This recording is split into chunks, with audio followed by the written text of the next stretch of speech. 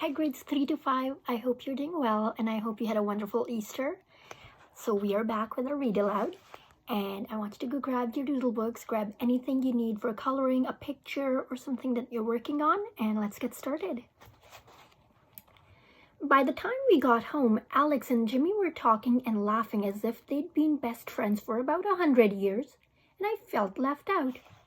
Dad had cooked a big pot of spaghetti and Daniel was eyeing it until Mom told him how many onions had gone into the sauce. Not only that, but Mom had fixed a bowl of peas as a side dish, and that was funny because we never have anything with spaghetti but bread and salad. I don't eat anything with onions, and I don't eat peas either, Daniel said. What else do you have? Nothing, Mom told him. Then I guess I'll go home for supper, Daniel said. I thought I saw Mom smile. After supper, Alex went home to get his sleeping bag, and he and Jimmy both slept on the floor in my room. I wondered why I didn't feel better about the two of them being friends. Just because they liked each other didn't mean they didn't like me, but I had a hard time convincing myself. For the next week, Fudge walked around talking to himself. To most people, he is Fudge Hatcher, a regular boy. Only his trusty Mina bird and his friend Daniel know the truth. Faster than a speeding bullet, more powerful than a locomotive. Do you remember when I was born? He asked me one morning. Yes. Did I really grow inside of Mommy? Yes. Oh, he said, sounding disappointed. Why? Because if I did grow inside of Mommy, then I can't be from another planet. Take it from me, I said. You are definitely from Earth. A few days later, Daniel told Fudge that he had been adopted as a baby. So Daniel might be from another planet, Fudge said. Yeah, I thought. That would explain a lot. And he might even be able to fly. Don't count on it, I said. Daniel is my best friend, Fudge said. If it turns out he's from another planet, he's going to take me there to visit. Swell, I told him. Don't hurry back. You're just jealous because you don't have a friend who can fly. I don't even have a friend from another planet, I said. Too bad for you, PETA. And he took off, flapping his arms and calling, it's a bird, it's a plane.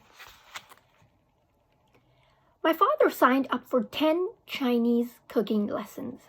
He bought a wok, which is a big round pot, and 4 cookbooks. Most nights he would sit in front of the fire reading. When you finish writing your book, maybe you can open a Chinese restaurant, I suggested. I don't want to open a restaurant, Dad said, thumbing through the A to Z of Chinese cookery. I just mentioned that because Jimmy Fargo's father used to be an actor and now he's a painter. So I thought maybe you were going from advertising to writing to cooking. No, Dad answered. Cooking will be a hobby for me, not a profession. Oh, I said. Then I added, I like to know what's going on, and sometimes you forget to tell me. Nothing's going on, Dad said. He flipped through a couple of pages, then turned to Mom. What do you think about making this for tomorrow night? Stir-fried chicken with green onions, mushrooms, water chestnuts, and touch of ginger.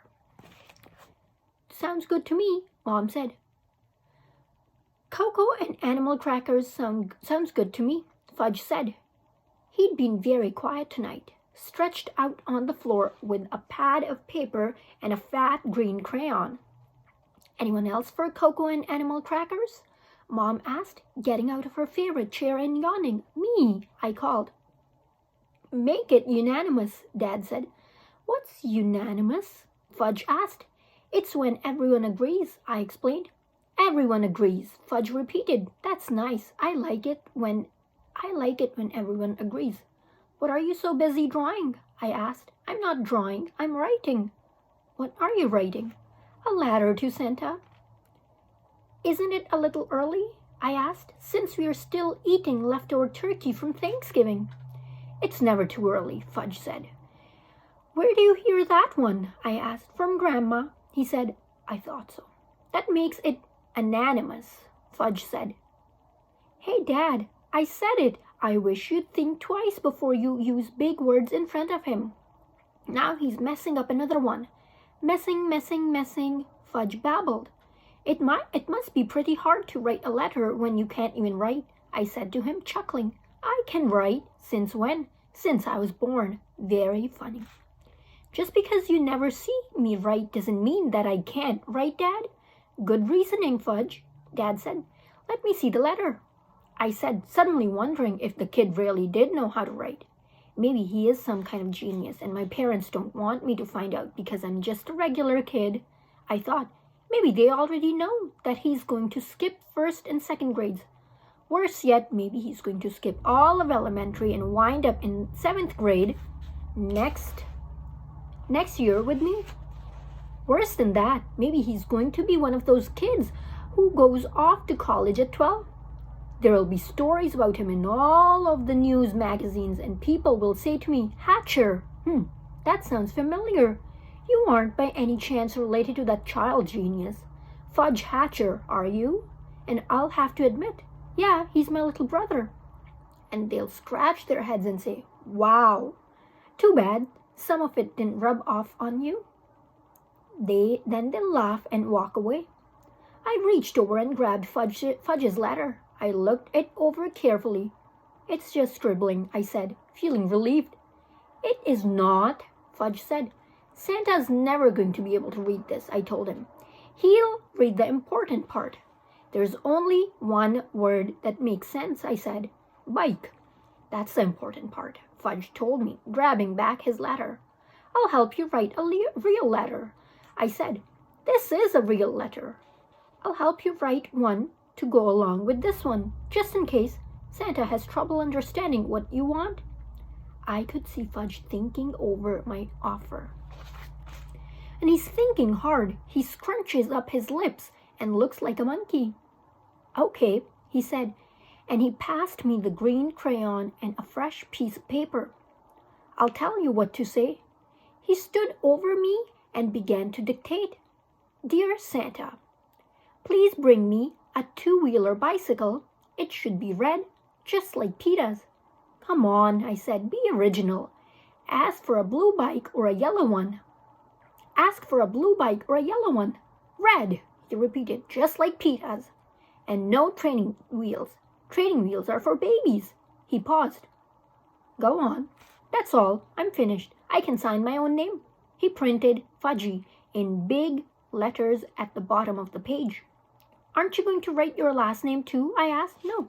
Suppose Santa gets mixed up. He won't. How do you know? There aren't that many kids named Fudge. But just in case, I'll put an H after my name. That way, he'll be sure. Mom came back from the kitchen carrying a tray, and we all spread out on the floor and had cocoa and cookies. I'll mail your letter tomorrow, Dad told Fudge. Do you know Santa's address? Fudge asked. Yes, Dad said. What is it? I can't remember. But I have it in my file, Dad said, and he and Mom smiled at each other. Daniel is asking for a bicycle too, Fudge reported. 2 mornings later. So we'll be able to ride to school together. If Santa brings you a bike, I reminded him. If Santa brings you a bike, I reminded him. Why wouldn't he? I'm a good boy, aren't I? A good boy, Mommy? I didn't wait for my mother to answer. There are a lot of kids who can't get what they want, even if they deserve to get it. There are a lot of kids who... Why can't they get what they want? Fudge asked. Because toys and bicycles cost money, I said. So? Santa doesn't have to pay. That's not exactly how it works, I said, gulping down my milk. Then how does it work? Ask Mom or Dad. They'll tell you. I gathered my books and zipped up my jacket. How does it work? Fudge asked. Hurry up, Fudgy, Mom said, avoiding his questions, or you'll be late for school. When I got home that afternoon, I